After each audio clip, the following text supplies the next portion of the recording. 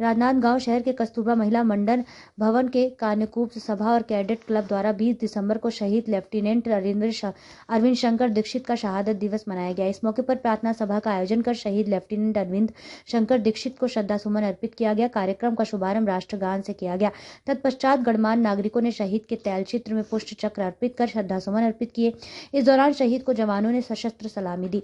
इस अवसर पर एनसीसी कैडेट, स्काउट गाइड सहित छात्र छात्राओं ने शहीद लेफ्टिनेंट अरविंद शंकर दीक्षित को भावभीनी श्रद्धांजलि दी गई। होल्ड साउंड सलामी का कन्याकुब्ज सभा के सचिव अजय शुक्ला ने वीर सपूतों की सूची का पठन किया। उन्होंने बताया कि छत्तीसगढ़ अंचल के वीर सपूत पश्चिम वीर चक्र शहीद लेफ्टिनेंट अरविंद शंकर दीक्षित ने 1971 में हुए भारत पाकिस्तान युद्ध के दौरान अद्भुत साहस का परिचय देते हुए दुश्मन सेना को पराजित किया और वीरगति को प्राप्त किया। युद्ध के दौरान लेफ्टिनेंट दीक्षित ने अपने अदम्य साहस का परिचय देते हुए अनेक बारूदी सुरंग को निष्क्रिय किया और थल सेना को आगे बढ़ने के लिए सुरक्षित मार्ग प्रशस्त किया। इसी दौरान राजौरी सेक्टर में एक बारूदी सुरंग को निष्क्रिय करने के प्रयास में अपना जीवन देश को समर्पित कर दिया। 3 दिसंबर से 16 दिसंबर तक चले इस युद्ध में पाकिस्तान की पराजय हुई और कई पाकिस्तान सेना आत्मसमर्पण किया। सचिव अजय शुक्ला ने बताया कि इस युद्ध में इतिहास के साथ साथ भूगोल भी बदला और दुनिया के नक्शे में नए राष्ट्र बांग्लादेश का उदय हुआ है।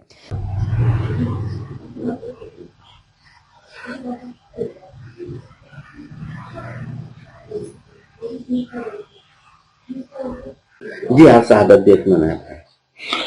आज शहीद लेफ्टिनेंट अरविंद शंकर दीक्षित का 52वां शहादत दिवस राजनांदगांव में कान्यकूप सभा द्वारा आयोजित किया गया। यह कार्यक्रम प्रतिवर्ष हम लोग मनाते आ रहे हैं और पिछले 25 वर्षों से यह कार्यक्रम अनवरत चल रहा है।